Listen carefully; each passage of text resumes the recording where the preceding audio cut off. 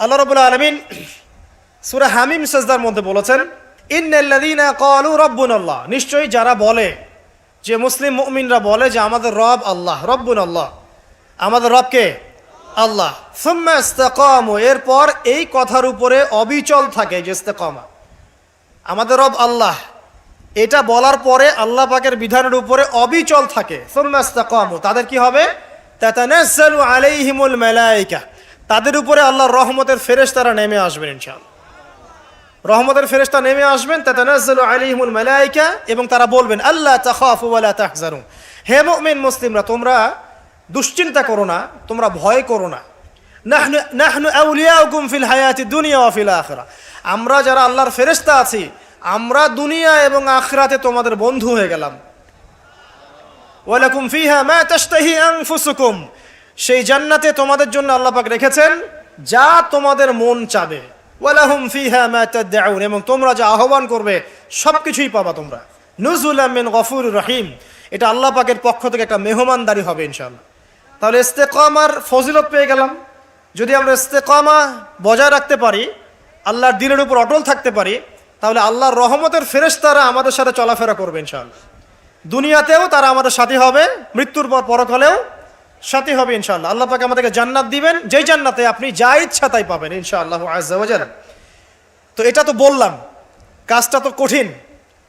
কি কি কাজ করলে আপনি ইস্তেকামা পাবেন? এক নাম্বার, পয়েন্ট নাম্বার 1, সেটা হলো কায়েমন বাক্যে আল্লাহ পাকের কাছে দোয়া করে, ভিক্ষা চেয়ে, দৃঢ়তা চেয়ে নিতে হবে। কায়েমন বাক্যে আল্লাহর কাছে দোয়া করে, তওবা করে, ইস্তেগফার করে ইস্তেকামা দৃঢ়তা চাইতে হবে, দোয়া করতে হবে। এই দোয়াটার সবচেয়ে সেরা দোয়া কোনটা? যেটা আমরা নামাজে করি। কি বলি? ইহদিনাস সিরাতাল মুস্তাকিম সিরাতাল্লাযীনা আনআমতা আলাইহিম গায়রিল মাগদুবি আলাইহিম ওয়ালাদ-দালিন। আল্লাহ আমাদেরকে সরল পথ প্রদর্শন করুন, একদম সোজা রাস্তা। কোন পথ? যে পথে আপনি পরিচালিত করেছেন কাদেরকে? আনআমতা আলাইহিম, যাদের প্রতি আপনি অনুগ্রহ বর্ষণ করেছেন, মানে নবীগণ, সিদ্দিকগণ, শহীদগণ, তাদের পথ হচ্ছে সিরাতুল মুস্তাকিমের পথ। গায়রিল মাগদুবি আলাইহিম ওয়ালাদ-দালিন, তাদের পথে নয় যারা গজবপ্রাপ্ত এবং পথভ্রষ্ট, তাদের পথে আমাদেরকে চালাবেন না হে আল্লাহ, যারা গজবপ্রাপ্ত এবং পথভ্রষ্ট। তো প্রথমে ইস্তেকামা চাইতে হবে। এভাবে প্রত্যেক ফরজ নামাজে, নফল নামাজে, সুন্নত নামাজে আমরা আল্লাহর কাছে এই সোজা পথ চাবো এবং তার উপরে সুদৃঢ়তা আল্লাহর কাছে চেয়ে নিব ইনশাআল্লাহ। আরেকটা দোয়া করবো ইনশাআল্লাহ সেজদায় গিয়ে, সেটা হচ্ছে নবী সাল্লাল্লাহু আলাইহি ওয়াসাল্লাম প্রায় এই দোয়াটা করতেন। কোন দোয়া? তিনি বলতেন ইয়া মুকাল্লিবাল কুলুব সাব্বিত কলবি আলা দীনিক। কি বলতেন? আমার সাথে বলেন, ইয়া মুকাল্লিবাল কুলুব সাব্বিত কলবি আলা দীনিক।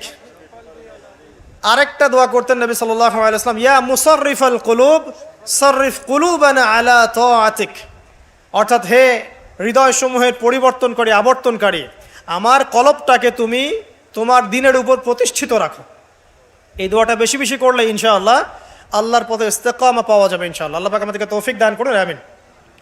এর পাশাপাশি আমরা করব তওবা এবং ইস্তেগফার। আমরা আল্লাহকে বলবো আস্তাগফিরুল্লাহ, বলেন আল্লাযী লা ইলাহা ইল্লা হুয়াল হাইয়ুল কাইয়্যুম ওয়া আতুবু ইলাইহি।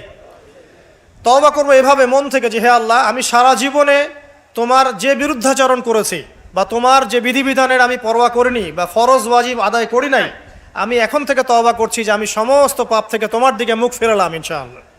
এবং আগামী যতদিন আমি বেঁচে থাকবো ইনশাআল্লাহ, আল্লাহ তোমার এই বিধিবিধানের বাইরে আমি যাব না ইনশাআল্লাহ। এবং আমি নিজে অনুশোচনায় ভুগবো যে কেন আমি এতদিন তোমার পথ থেকে দূরে ছিলাম। ইনশাআল্লাহ যদি আপনার মন থেকে তওবা বের হয়ে আসে, আল্লাহ রাব্বুল আলামিন আপনার সমস্ত গুনাহকে নেকি দিয়ে পরিবর্তন করে দেবেন ইনশাআল্লাহ। আল্লাহ পাক এই তওবার মধ্য দিয়ে, দোয়ার মধ্য দিয়ে বান্দাকে ইস্তেকামা দান করেন, সুদৃঢ়তা দান করেন। এটা হচ্ছে 1 নাম্বার পয়েন্ট। 2 নাম্বার পয়েন্টে আসেন। 2 নাম্বারটা হচ্ছে আপনার কলব। এই যে দেহটা দেখছেন, এটা একটা রক্তে মাংসের দেহ। এই দেহটা কিন্তু অমর না। এটা কি অমর? না। আপনার ভিতরে একটা কলব বা আত্মা বলে ব্যাপার আছে না? আছে। এই কলবটার ব্যাপারে নবী সাল্লাল্লাহু আলাইহি ওয়াসাল্লাম বলেছেন, যখন আদম সন্তান কোনো গুনাহ করে তখন তার কলবের মধ্যে একটা দাগ পড়ে। কি পড়ে? দাগ পড়ে। আরেকটা যখন পাপ করে তখন আবার দাগ পড়ে, আরও একটা পাপ করে আবার দাগ পড়ে। এইভাবে যখন আপনি গুনাহ করতেই থাকবেন তখন পুরো অন্তরটা কি হবে? কলুষিত হয়ে দুর্গন্ধযুক্ত হয়ে যাবে। তো যখন আপনার কলব দুর্গন্ধযুক্ত হয়ে যাবে তখন সেখানে আপনার হিংসা, আপনার অহংকার, হ্যাঁ, আপনার গীবত, আপনার আল্লাহদ্রোহিতা, এই যে খারাপ রিপুগুলো আছে সবগুলো এই কলবে বাসা বাঁধবে। কখন বাসা বাঁধবে?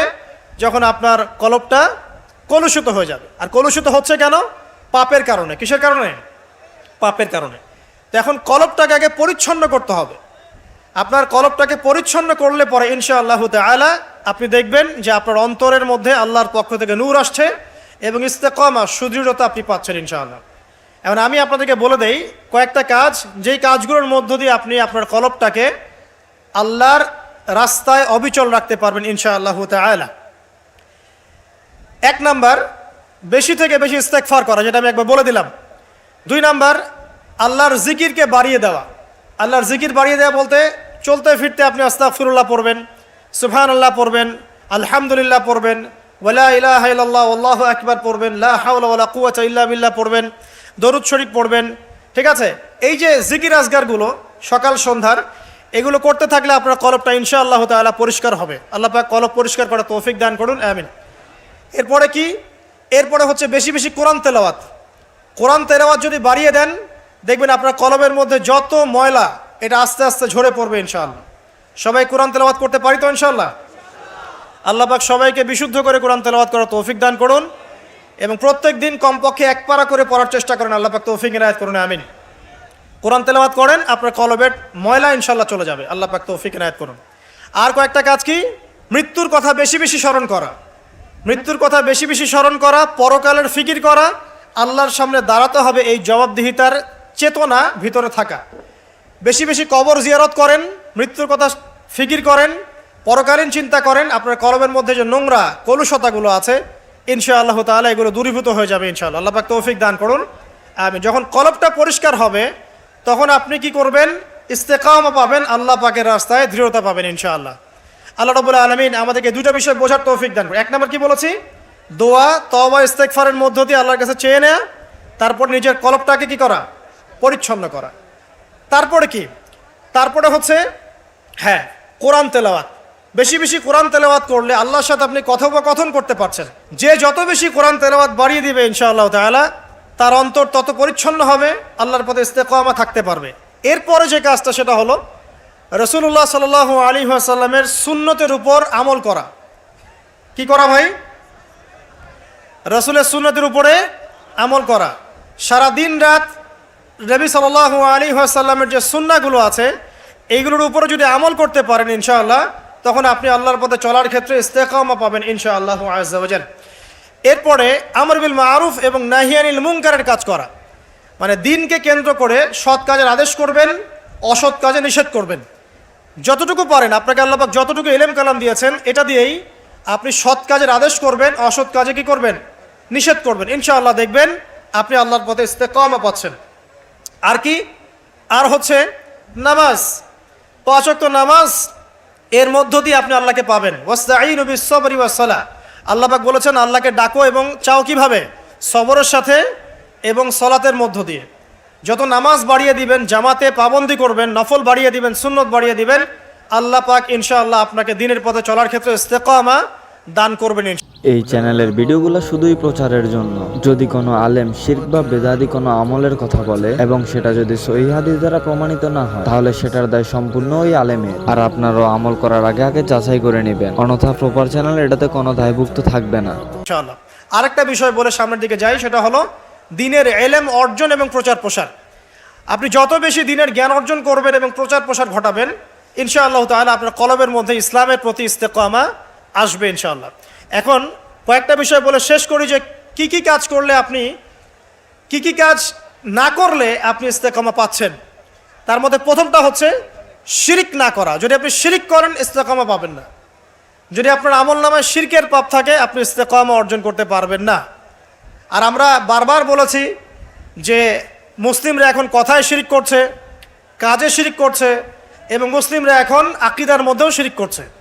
কথায়, কাজ এবং আকীদার শিরকের এই ক্লাসিফিকেশনগুলো জানতে হলে কিতাবু তাওহীদ নামে একটা বই আছে, এই বইটা পড়লে ইনশাআল্লাহ জানতে পারবেন। আল্লাহ পাক তৌফিক ইনায়াত করুন, আমিন।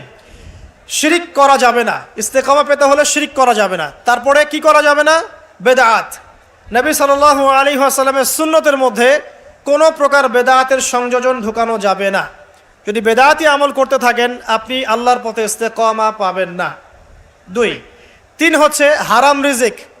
যদি আপনি হারাম রিজিকে অভ্যস্ত থাকেন বা লিপ্ত থাকেন, এই রিজিক দিয়ে আপনার যে দেহ এবং আত্মাটা গঠিত হবে, এই দেহ আত্মা মন নিয়ে আপনি আল্লাহর পথে ইস্তেকামা পাবেন না। অতএব রিজিকের ক্ষেত্রে সচেতন হন।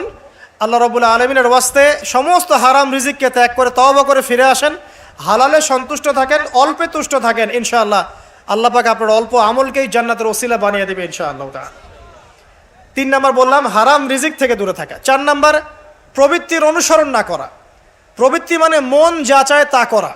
মন যা চায় তা করা যাবে না, বরং আল্লাহ এবং তার রাসূল যা বলেছেন তাই করতে হবে। এই পৃথিবীতে মানুষ হিসেবে আমরা কেউই স্বাধীন নই। আমরা যে স্বাধীনতার কথা বলি না, ব্যক্তিগতভাবে ব্যক্তি হিসেবে কোনো মানুষ স্বাধীন নয়, সবাই আল্লাহ পাকের দাসত্বের অধীনে পরাধীন। তো যখন আপনি নিজের নফসের তাবেদারি করছেন, প্রবৃত্তির অনুসরণ করছেন, তার মানে আপনি স্বাধীনতার ভাব দেখাচ্ছেন, এর মধ্য দিয়ে আপনি শয়তানের দাসত্ব করছেন। এটা আপনাকে আল্লাহর পথে ইস্তেকামা দিবে না। মূল বিষয়টা হচ্ছে আল্লাহ পাকের দাসত্ব করলে পরে আল্লাহর পথে ইস্তেকামা আসে, নফসের প্রবৃত্তির অনুসরণ করলে পরে আপনার আল্লাহর পথে ইস্তেকামা আসবে না। প্রবৃত্তি বলছে নামাজ পড়ার দরকার নাই, আজান হচ্ছে শুয়ে থাকেন। প্রবৃত্তি বলছে যে মাপে একটু কম দিলে কোনো সমস্যা নাই। আপনার প্রবৃত্তি বলছে সবাই তো সুদ খায়, আমি খেলে কি সমস্যা। আর প্রবৃত্তি বলছে যে ওই সম্পদ এতটুকু নেওয়াই যায়, আত্মসাৎ করাই যায়। ঠিক আছে, তো এই যে প্রবৃত্তির কথাগুলো, প্রবৃত্তি বলছে পর্দা করার দরকার নাই, ফ্যাশন করে চলবো। প্রবৃত্তি বলছে আমরা টিকটক করি। প্রবৃত্তি বলছে আমরা ফ্রি মিক্সিং করি, হ্যাঁ, আমার এই যে বয়ফ্রেন্ড গার্লফ্রেন্ডের সাথে ঘুরে বেড়াই। প্রবৃত্তি বলছে এগুলা। তো প্রবৃত্তির অনুসরণ করলে পরে আপনি আল্লাহর পথে ইস্তেকামা পাবেন না। আর কি? আর হচ্ছে দিনের জ্ঞানের অজ্ঞতা। দিনের ক্ষেত্রে জ্ঞানের অজ্ঞতা থাকলে আপনি আল্লাহর পথে ইস্তেকামা পাচ্ছেন না। আরেকটা বড় বিষয় আছে, সেটা হলো যে আল্লাহ পাকের দিনটাকে মহব্বত না করা, আল্লাহর দিনকে মহব্বত না করা এবং দিনটাকে এগিয়ে নেওয়ার ফিকির যাদের মধ্যে নাই, তারা আল্লাহ পাকের রাস্তায় ইস্তেকামা পাবে না। এরকম আর অনেকগুলো কারণ আছে যেগুলো আমাদের আল্লাহর পথে চলার ক্ষেত্রে দৃঢ়তার পথে বাধা সৃষ্টি করে। এখন সর্বশেষ যে জায়গাটাতে আমি শেষ করতে চাই সেটা হলো, দেখুন, ইস্তেকামা অর্জন করলে পরে আমরা জান্নাত পাবো এবং ঈমানের উপর দৃঢ়তা পাবো। যদি না করতে পারি তাহলে আমরা আল্লাহর পথ থেকে ছিটকে চলে যাব। এখন আমরা যে আল্লাহ পাকের খলিফা হয়ে পৃথিবীতে এসেছি, আল্লাহ পাক যে আমাদেরকে কিছু দায়িত্ব দিয়ে পাঠিয়েছেন, এই দায়িত্বের ফিকির যাদের মধ্যে নাই, তারা কি আল্লাহর পথে দৃঢ়তা অর্জন করতে পারবে? পারবে না। এখন এই দায়িত্বগুলো কি কি দায়িত্ব পালন করলে পরে আমরা আল্লাহর কাছে সম্মানিত হব এবং আল্লাহর দিনে দৃঢ়তাও পাবো, ইস্তেকামাও পাবো এবং ইনশাআল্লাহ তাআলা পরকালে জান্নাতও পাবো। অল্প কথা শেষ করছি, একটু ধৈর্য ধরেন। 1 নাম্বার, দেখুন, আপনাকে দায়িত্ব কি দেওয়া হয়েছে? আপনাকে দায়িত্ব দেওয়া হয়েছে যে আপনার পিতা আদম আলাইহিস সালামকে আল্লাহ পাক যে জ্ঞানগুলো শিক্ষা দিয়েছেন সেই জ্ঞান আপনাকেও শিখতে হবে। এটা প্রথম কাজ। জ্ঞান শিখতে রাজি আছি তো ইনশাআল্লাহ? আচ্ছা, আপনাকে কি দায়িত্ব দেওয়া হয়েছে? আল্লাহ পাক নাজিল করেছেন অসংখ্য আসমানি কিতাব, তার মধ্যে সর্বশেষ হচ্ছে আল কোরআন, এবং এই কোরআনের জ্ঞান অর্জন করে কোরআন পড়া, এর উপর আমল করা, এর প্রচার প্রসারের দায়িত্ব আল্লাহ পাক আপনাকে দিয়েছেন, আমাকে দিয়েছেন। এই দায়িত্ব পালন না করলে প্রকৃত মুসলিম হওয়া যাবে? যাবে না। জ্ঞান অর্জন করা, কোরআনের জ্ঞান অর্জন করে এটা প্রচার প্রসার করা। আল্লাহ পাক আপনাকে দায়িত্ব দিয়েছেন কি? নবী সাল্লাল্লাহু আলাইহি ওয়াসাল্লামের রেখে যাওয়া যে দিন, এই দিনটাকে আল্লাহর জমিনে প্রচার করে এগিয়ে নেওয়া। এই দায়িত্ব পালন না করলে কি আমরা প্রকৃত মুসলিম হতে পারবো? পারবো না। আল্লাহ পাক আপনাকে দায়িত্ব দিয়েছেন, আপনি পরিবারের কর্তা। আপনার পরিবারে পর্দা ঠিক আছে কিনা, হালাল রিজিক ঠিক আছে কিনা, সবাই নামাজে কিনা, এটা দেখার দায়িত্ব কার? আপনার। আপনি যদি পরিবারের উপর এই দায়িত্ব পালন না করেন, আপনি আল্লাহর দ্বীনের দায়িত্ব পালন করছেন না। আপনাকে আল্লাহ পাক দায়িত্ব দিয়েছেন আগামী প্রজন্মটাকে ইসলামের আদর্শে মানুষ করতে। যদি আপনি দায়িত্ব পালন না করেন, আপনি প্রকৃতপক্ষে ইসলামের দায়িত্ব পালন করছেন না। সবচেয়ে বড় কথা হচ্ছে আমর বিল মারুফ এবং নাহি আনিল মুনকারের দায়িত্ব আল্লাহ পাক আপনাকে দিয়েছেন। সৎ কাজের আদেশ করা, অসৎ কাজে নিষেধ করার দায়িত্ব আল্লাহ পাক আপনাকে আমাকে দিয়েছেন। যদি এই দায়িত্ব পালন না করি, আমরা আল্লাহর কাছে ইস্তেকামা পাবো না এবং আল্লাহর জমিনে দিনও প্রতিষ্ঠিত হবে না এবং আমরাও আল্লাহর কাছে সম্মানিত হতে পারবো না। আল্লাহ রাব্বুল আলামিন আমাদের সবাইকে এই দায়িত্বগুলো পালন করার তৌফিক দান করুন, দিনের উপর ইস্তেকামা অর্জন করার তৌফিক দান করুন এবং যে কাজগুলো করলে পরে দৃঢ়তা পাওয়া যাবে সেগুলো করার তৌফিক দান করুন। যে কাজগুলো করলে দৃঢ়তা থেকে ছিটকে যাব সেগুলো থেকে আল্লাহ পাক আমাদেরকে বাঁচিয়ে রাখুন, আমিন। সর্বশেষ কথা হচ্ছে প্রিয় ভাইয়েরা, যে আমরা সবাই আজকে থেকে নিয়াত করি যে আমরা আজকে তওবা করলাম, জীবনে যত ভুল ত্রুটি করেছে আল্লাহ যেন মাফ করে দেন, এবং আজকের পর থেকে আমরা আল্লাহর বিধানের বাইরে যাব না ইনশাআল্লাহ।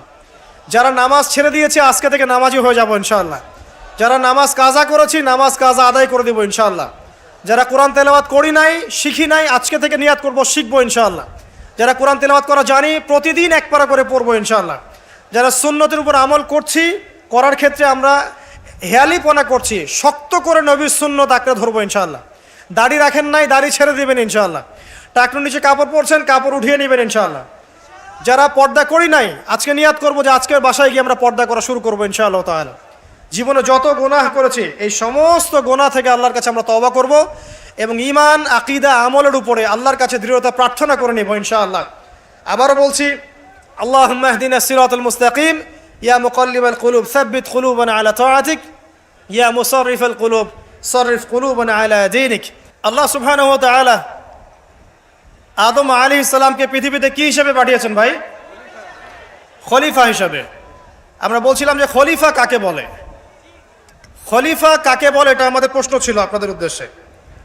আপনারাই বলেন আল্লাহর খলিফা কাকে বলে? আল্লাহর প্রতিনিধি। মাশাআল্লাহ। পৃথিবীতে যে ব্যক্তি আল্লাহ পাকের বিধিবিধানগুলো মেনে চলে সে আল্লাহর খলিফা কিনা? আর দুনিয়াতে যে ব্যক্তি আল্লাহর বিধিবিধান মেনে চলে না সে কি আল্লাহর খলিফা? সে কার খলিফা? শয়তানের খলিফা। বুঝতে পারছেন? খলিফার একটা সংজ্ঞা আল্লাহ পাক দিয়েছেন সূরা সদের মধ্যে। কোন সূরায়? সূরা সদ। আল্লাহ পাক বলছেন, একটা কথা বলে রাখি যে আল্লাহ পাক আদম আলাইহিস সালাম ছাড়াও আরো একজন নবীকে কিন্তু খলিফা বলেছেন। সেই নবীর নাম কি? দাউদ আলাইহিস সালাম। মাশাআল্লাহ। আল্লাহ পাক দাউদ আলাইহিস সালাম সম্পর্কে বলছেন, ইয়া দাউদ, হে দাউদ, ইন্না জাআলনাকা খলিফাতান ফিল আরদ, নিশ্চয়ই আমি তোমাকে পৃথিবীতে আমার খলিফা করেছি। কাকে করেছেন? দাউদ আলাইহিস সালামকে। আপনার কাজ কি? ফাহকুম বাইনান নাসি বিল হক, দাউদ তোমার কাজ হচ্ছে মানুষের মাঝে হকের মানদণ্ডে বিচার ফয়সালা করবে। মানুষের মাঝে হকের মানদণ্ডে বিচার ফয়সালা করবে। ফাহকুম বাইনান নাসি বিল হক ওয়ালা তাত্তাবিউল হাওয়া, এবং তোমার মন গড়া প্রবৃত্তির অনুসরণ করবে না। ইন্নাল্লাযীনা ইউদিল্লুনা আন সাবিলিল্লাহ লাহুম আযাবুন শাদীদ বিমা নাসু ইয়াউমাল হিসাব। আল্লাহ পাক বলছেন, হে দাউদ, আমি তোমাকে পৃথিবীতে আমার খলিফা করেছি, তোমার কাজ হচ্ছে মানুষের মাঝে হকের মানদণ্ডে বিচার ফয়সালা করা এবং প্রবৃত্তির অনুসরণ তুমি করো না।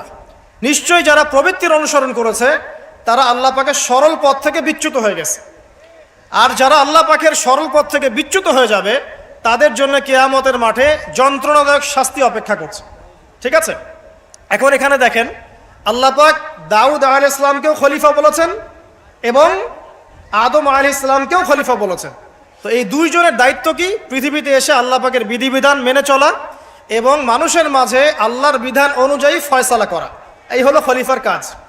যদি এখন পৃথিবীতে এসে আমরা আল্লাহর বিধানের পরোয়া না করি এবং আল্লাহর বিধান দ্বারা আমরা মানুষের মাঝে বিচার ফয়সালা না করি, আমরা আর আল্লাহর খলিফা থাকছি না। কথা ঠিক আছে? এখন আদম আলাইহিস সালামকে পরীক্ষা করা হলো, তাকে জ্ঞান শিক্ষা দেওয়া হলো, তার বুকের বাপ পাঁজরের হাট থেকে তার স্ত্রীকে সৃষ্টি করা হয়েছে, জান্নাতে রাখা হয়েছে। জান্নাতে রেখে দেওয়ার পরে আল্লাহ পাক ফেরেশতাদেরকে দিয়ে আগে সেজদাও করিয়েছেন। একজন সেজদা করে নাই, তার নাম কি? ইবলিস। শয়তান সেজদা না করার কারণে আল্লাহ পাক তাকে জিজ্ঞাসা করেছেন যে তুমি মা মানাআকা আন তাসজুদ ইয আমারতুক, তোমাকে কিসে নিষেধ করলো আদমকে সেজদা করতে যখন আমি আদেশ করলাম? শয়তান যুক্তি দিচ্ছিল, খলাকতানি মিন নার ওয়া খলাকতাহু মিন তিন, আমাকে সৃষ্টি করেছেন হে আল্লাহ আপনি আগুন দিয়ে, আর আদমকে সৃষ্টি করেছেন কি দিয়ে? মাটি দিয়ে। তো আমি আগুনের তৈরি, আদম মাটির তৈরি, আমি আদমের চাইতে বেশি সুপিরিয়র। এটা যুক্তি ছিল কার? শয়তানের।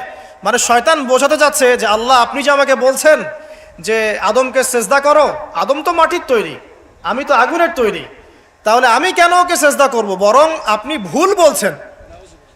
শয়তানের বক্তব্যটা এমন যে আপনার বক্তব্য ভুল, হে আল্লাহ আমি ঠিক, নাউজুবিল্লাহ। এই অহংকার করার কারণে, আল্লাহ পাকের বিধানটাকে অমান্য করার কারণে আল্লাহ রাব্বুল আলামিন তাকে চিরস্থায়ী কি করলেন? জাহান্নামে করলেন। এখন আদমকে পথভ্রষ্ট করার জন্য আলাইহিস সালাম শয়তান কিন্তু চ্যালেঞ্জও করেছিল, করে নাই? শয়তান চ্যালেঞ্জ করছে। কি চ্যালেঞ্জ করছে? যে ইয়া রব্বি আনজিরনি ইলা ইয়াউমি ইউবআসুন, হে আল্লাহ আমাকে কিয়ামত দিবস পর্যন্ত সময় দেন, হায়াত দেন। ফাবিমা আগওয়াইতানি, যে আদমের কারণে আপনি আমাকে আজকে তাড়িয়ে দিলেন জান্নাত থেকে, লাআকুদান্না লাহুম সিরাতাকাল মুস্তাকিম, আমি সেই আদমের সরল পথে ওত পেতে বসে থাকবো। এই চ্যানেলের ভিডিওগুলো শুধুই প্রচারের জন্য। যদি কোনো আলেম শিরক বা বেদাদি কোনো আমলের কথা বলে এবং সেটা যদি সহিহ হাদিস দ্বারা প্রমাণিত না হয়, তাহলে সেটার দায় সম্পূর্ণ ওই আলেমের। আর আপনারাও আমল করার আগে আগে যাচাই করে নেবেন, অন্যথা প্রপার চ্যানেল এটাতে কোনো দায়ভুক্ত থাকবে না। এটা কার চ্যালেঞ্জ? আলোচনা খুব ভালো করে বোঝেন। এটা কার চ্যালেঞ্জ? শয়তানের চ্যালেঞ্জ। শয়তান চ্যালেঞ্জ করলো, আরো চ্যালেঞ্জ করলো। কি চ্যালেঞ্জ? সুম্মা লাআতিয়ান্না মিন বাইনি আইদিহিম, আমি তার ডান দিক থেকে আসবো, ওয়ান আইমানিহিম, ওয়ান সামন থেকে আসবো, ওয়ান খালফিহিম, তার পিছন থেকে আসবো, ওয়ান আইমানিহিম, তার ডান দিক থেকে আসবো, ওয়ান শামাইলিহিম, তার বাম দিক থেকে আসবো, ওয়ালা তাজিদু আকসারাহুম শাকিরিন, আপনি বেশিরভাগ আদম সন্তানকে শুকরগুজার পাবেন না। কে বললো এই কথা? শয়তানের চ্যালেঞ্জটা শোনেন। আমাকে কিয়ামত পর্যন্ত অবকাশ দিন। আল্লাহ পাক বলেন ঠিক আছে দিলাম। এবার শয়তান বলছে যে আমি আদমের সরল পথে ওত পেতে বসে থাকবো। আছে কি নাই? আছে। এরপরে বলছে আমি ডান দিক থেকে আসবো, বাম দিক থেকে আসবো, সামন পিছন সব দিক থেকে আসবো, বেশিরভাগ আদম সন্তানকে আপনি শুকরগুজার পাবেন না। ও তার চ্যালেঞ্জের উপরে অটল আছে কি নাই? বেশিরভাগ মানুষ কি নামাজ পড়ে? বেশিরভাগ মানুষ কি হালাল খাচ্ছে? বেশিরভাগ মেয়ে কি পর্দা করছে? বেশিরভাগ কি আমরা যাকাত দিয়েছি? বেশিরভাগ মানুষ কি আল্লাহ এবং তার রাসূলের বিধিবিধান মেনে চলছে? তাহলে শয়তান যে চ্যালেঞ্জ করলো, ওয়ালা তাজিদু আকসারাহুম শাকিরিন, বেশিরভাগকে আল্লাহ আপনি শুকরগুজার পাবেন না, ও সফল না ব্যর্থ? বলেন, শয়তান সফল না ব্যর্থ? সফল। আল্লাহ পাক বলে দিলেন একটা কথা যে ওয়া কালিলুম মিন ইবাদিয়াশ শাকুর, আমার শুকরগুজার বান্দা কিন্তু খুব কম হবে। কি হবে? কম হবে। এবং আল্লাহ পাক বলছেন আমার শুকরগুজার বান্দার তুমি কোনো ক্ষতি করতে পারবে না ইনশাআল্লাহ। এই কথা রাসূল সাল্লাল্লাহু আলাইহি ওয়াসাল্লাম হাদিসের মধ্যেও বলছেন যে নিঃসন্দেহে বনু ইসরাইল ৭২টা দলে ভাগ হয়ে গিয়েছিল। ওয়া তাফতারিকু উম্মতি আলা 73 মিল্লাহ, আর আমার এই উম্মতে মুহাম্মাদি ভাগ হয়ে যাবে ৭৩টা দলে। কয়টা দলে? কুল্লুহুম ফিন্নার, প্রত্যেকটা দল যাবে জাহান্নামে ইল্লা মিল্লাতান ওয়াহিদা, একটা মাত্র দল ছাড়া, একটা মাত্র মিল্লাত ছাড়া। মানে ৭২টা কাতার জাহান্নামে যাচ্ছে, একটা মাত্র কাতার বাদ দিয়ে। সাহাবীরা বলছেন যে তারা কারা ইয়া রাসূলুল্লাহ? নবী সাল্লাল্লাহু আলাইহি ওয়াসাল্লাম বলছেন মা আনা আলাইহি ওয়া আসহাবি আল ইয়াউমা, আজকের দিনে আমি এবং আমার সাহাবীরা যার উপরে আছি। এই হাদিস থেকে বুঝতে পারছি আমরা যে বেশিরভাগ মানুষ কোথায় যাবে? জাহান্নামে যাবে। আরেকটা আয়াত দিয়ে প্রমাণ করে সামনে যাই। সূরা আরাফের মধ্যে আল্লাহ পাক বলছেন যে ওয়ালাকাদ যারানা লি জাহান্নামা কাসীরাম মিনাল জিন্নি ওয়াল ইনস, আল্লাহ পাক বলছেন দেখো আমি বহু জিন আর মানুষকে দিয়ে জাহান্নাম পূর্ণ করে দিব। প্রচুর জিন, প্রচুর মানুষকে দিয়ে আমি জাহান্নাম পূর্ণ করে দিব। কত? সংখ্যাটা কেমন হবে? সহিহ বুখারী একটা হাদিসে পাওয়া যায় যে প্রত্যেক ১,৯৯৯ জন জাহান্নামে যাবেন। আউযুবিল্লাহ। আদম আলাইহিস সালামকে আল্লাহ পাক ডাকবেন, ডেকে বলবেন কিয়ামতের মাঠে তোমার সন্তানদের মধ্য থেকে জাহান্নামীগুলোকে আলাদা করে দাও, জান্নাতীদেরকে আলাদা করে দাও। এবার আদম আলাইহিস সালাম বলবেন যে কতজনকে আলাদা করবো হে আল্লাহ? আল্লাহ রাব্বুল আলামিন বলবেন প্রত্যেক ১,৯৯৯ জনকে জাহান্নামের জন্য আলাদা করে দাও। চিন্তা করতে পারলেন? তার মানে এখানে একটা বিষয় বোঝার আছে, প্রত্যেক ১,৯৯৯ জন যে জাহান্নামে যাচ্ছে কি কারণে যাবে? কোন পাপের কারণে যাবে? কে বলতে পারবেন কোন পাপের কারণে যাবে? মাশাআল্লাহ, শিরকের কারণে। কারণ কি? কারণ শিরক ছাড়া অন্য যে কোনো গুনাহ আল্লাহ পাক মাফ করতে পারেন, পারেন না? কিন্তু শিরকের গুনাহ থেকে তওবা না করে যদি মারা যায় আল্লাহ কি মাফ করবেন? আল্লাহ পাক সূরা নিসার মধ্যে বলেছেন যে আল্লাহ পাক যে কোনো গুনাহ যাকে ইচ্ছা মাফ করতে পারেন। যে কোনো গুনাহ, আপনি চুরি করেছেন আল্লাহ চাইলে মাফ করতে পারেন, জিনা করেছেন তওবা করলে আল্লাহ পাক মাফ করতে পারেন, আপনি নামাজ পড়েন নাই তওবা করেছেন আল্লাহ চাইলে মাফ করতে পারেন, যাকাত দেন নাই মাফ করতে পারেন, আপনি সুদ খেয়েছেন তারপরেও তওবা করলে আল্লাহ পাক মাফ করতে পারেন। কিন্তু শিরক করেছেন, বিনা তওবায় মারা গেছেন, আমল নামে শিরকের পাপ আছে, আল্লাহ পাক মাফ করবেন না এমনটাই বলেছে। বরং আল্লাহ পাক বলছেন যে হে আদম সন্তান, তুমি যদি আমার সামনে আসমান জমিন সমান গুনাহ নিয়ে হাজির হও, মানে গুনাহ তোমার আসমান এবং জমিনের সমান হয়ে গেছে কিন্তু তোমার আমল নামায় কোনো শিরকের পাপ নাই, তাহলে আমি তোমার সামনে আসমান জমিন সমান ক্ষমা নিয়ে হাজির হব। তার মানে বুঝতে পারলাম যে শিরকের পাপটা আল্লাহ পাক মাফ করছেন না, অন্য যে কোনো পাপ যাকে ইচ্ছা মাফ করতে পারেন। তাহলে এই যে এতগুলো মানুষ যে জাহান্নামে যাচ্ছে, তাহলে তাদের আমল নামায় কোন পাপ থাকতে পারে? বুঝতে পারছেন না এবার? তাহলে তাদের আমল নামায় নিঃসন্দেহে শিরকের পাপ আছে। তার মানে এমন একটা যুগের মানুষ বেশি জাহান্নামে যাবে যে যুগের মধ্যে শিরক দিয়ে ভর্তি। কথা কি বুঝতে পারছেন? এটা কোন যুগ? যে যুগের মধ্যে শিরক দিয়ে সব ক্ষেত্র ভর্তি। আমি আপনাকে বলি, আপনার এই ওয়ার্ল্ড অ্যাফেয়ার্স শিরক দিয়ে ভর্তি। আপনার এডুকেশনের মধ্যে, এডুকেশন সিস্টেমের মধ্যে শিরক আছে। আপনার ইকোনমিক সিস্টেম, এর মধ্যে শিরক আছে। এমনকি মুসলিমরা এখন ধর্মের মধ্যেও শিরক করছে। পড়াশোনা বলেন, অর্থনীতি বলেন, জিওপলিটিক্স বলেন, সমাজ বলেন, ধর্মতাত্ত্বিক দর্শনগুলো বলেন, এগুলো এখন শিরক দিয়ে ভর্তি। এখন কোথায় কোথায় শিরক আছে এটা ব্যাখ্যা করতে গেলে সারা রাত চলে যাবে। শুধু এতটুকু বলে দিলাম, এই বিশ্বটা এখন শিরকি বিশ্ব চলছে। প্রতিটা ক্ষেত্রেই আল্লাহদ্রোহিতা, প্রতিটা ক্ষেত্রে কি আল্লাহদ্রোহিতা। আল্লাহ বলছেন সুদ খেও না, মানুষ বলছে সুদ না খেলে কি এখন চলা যায়? আল্লাহ বলছেন মদ খাওয়া হারাম, মানুষ বলছে মদ খাওয়া হারাম কেন? এটা ব্যক্তি স্বাধীনতা। মানে এই যুগটা হচ্ছে আল্লাহদ্রোহিতার যুগ। আল্লাহ বলছেন ইকরা বিসমি রাব্বিকাল্লাযী খালাক, তুমি সেই জ্ঞান অর্জন করো যা তোমাকে আল্লাহ পর্যন্ত পৌঁছাবে। এখন আমরা সারা জীবন পড়াশোনা করছি, আল্লাহ খোদার নাম নাই। প্রতিটা ক্ষেত্র আল্লাহ পাক বলছেন ওয়া মান লাম ইয়াহকুম বিমা আনজালাল্লাহু ফাউলাইকা হুমুল কাফিরুন, যারা আল্লাহ পাকের বিধান অনুযায়ী ফয়সালা করছে না, এরা জালেম, এরা ফাসিক, এরা কাফের। আর আমরা সারা বিশ্বের দিকে তাকিয়ে দেখছি এখানে ইসলামিক লজের কোনো বালাই নাই। তো প্রতিটা ডিপার্টমেন্ট শিরক। আপনাকে বোঝাই, 999 জন মানুষ যে জাহান্নামে যাবে, আমল নামে একটা কমন পাপ থাকবে, সেটা কি? শিরক। তো আপনাকে যুগ এবং জিজ্ঞাসা সম্পর্কে সচেতন থাকতে হবে। যে কথাটা বলতে গিয়ে এদিকে আসলাম, যে আল্লাহ রাব্বুল আলামিন জ্ঞানের মাধ্যমে আমাদের পিতাকে সম্মানিত করেছেন এবং নবী সাল্লাল্লাহু আলাইহি ওয়াসাল্লামের প্রতিও কিন্তু প্রথম জ্ঞানের ওহী করা হয়েছে। উম্মতে মুহাম্মাদি হিসেবে আমাদের করণীয় হচ্ছে প্রথমে জ্ঞান অর্জন করা। কারণ আমরা এই পৃথিবীতে সাধারণ কোনো সৃষ্টি নই, আমরা আল্লাহ পাকের খলিফা। আমরা আল্লাহর কি? খলিফা। আমাদের উপর দায়িত্ব হচ্ছে আমরা আল্লাহর বিধিবিধান মেনে চলবো, অন্যকেও সেই পথে আহ্বান করবো ইনশাআল্লাহ। এটা হচ্ছে আমাদের অ্যাজ এ খলিফা আমাদের ফাংশন। আমাদেরকে আল্লাহ পাক যেখানে দায়িত্ব দিবেন সেখানেই আমরা আল্লাহ পাকের বিধানের পরোয়া করব। আল্লাহ পাকের বিধানকে পাশ কাটিয়ে চলে যাব না ইনশাআল্লাহ। এখন এটা বলা যতটা সহজ, করা কিন্তু খুব কঠিন, তাই না? এটা বলা সহজ, কিন্তু করা কিন্তু এতটা সহজ নয়। কিভাবে সহজ নয়? আপনি মুসলিমদের মধ্যে দেখবেন আমরা সবাই এক আল্লাহর বান্দা, একজন নবীর উম্মত, একটা কেবলা, একটা কিতাব। তারপরে দেখবেন আমরা শতদা বিভক্ত না, এখন বিভিন্ন দল উপদল মতবাদে বিভক্ত না। উচিত ছিল আমরা ঐক্যবদ্ধ থাকবো, কিন্তু আমরা বিভক্ত। তো বলা সহজ ঐক্যের কথা, করাটা কঠিন না? কঠিন। মুসলিমদের কথা হচ্ছে যে মুসলিমরা পড়াশোনা করবে, দিনের এলেম কালাম শিখবে, শিখে মানুষকে শেখাবে এবং সমসাময়িক উপকারী জ্ঞানগুলোও শিখবে। জেনারেল এবং ইসলামিক উভয় দিকেই মুসলিমরা কি হবে? পারদর্শী হবে। কিন্তু বাস্তবটা কি?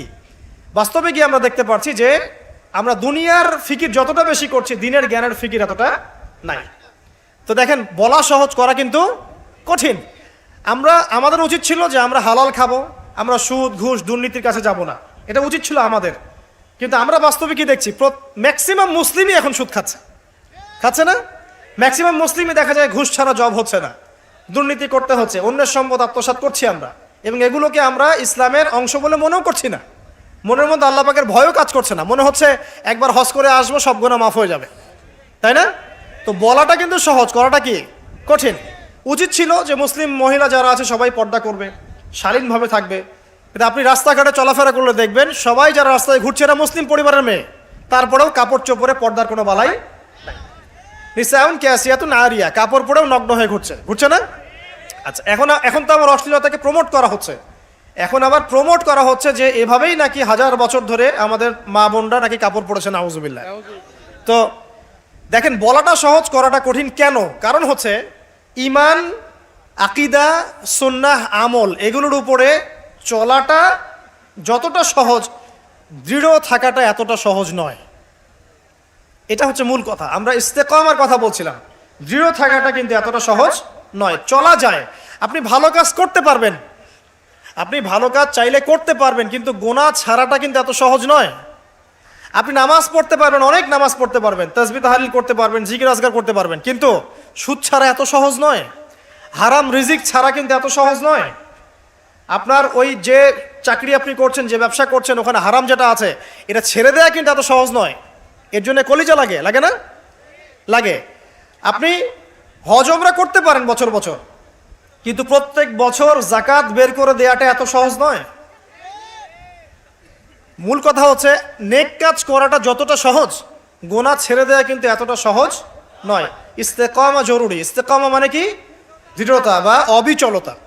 এখন আমরা আলোচনা করব আজকে ইনশাআল্লাহ অল্প সময়ে, যে কয়েকটা টিপস আমি বলবো যে কাজগুলো আমাদেরকে ইনশাআল্লাহ তাআলা আল্লাহর দ্বীনের উপরে অবিচলতা সৃষ্টি করবে ইনশাআল্লাহ। এবং কিছু কিছু কাজ আমাদেরকে বর্জন করতে হবে, যেগুলো বর্জন করলে আমরা ইস্তেকামা পাবো ইনশাআল্লাহ।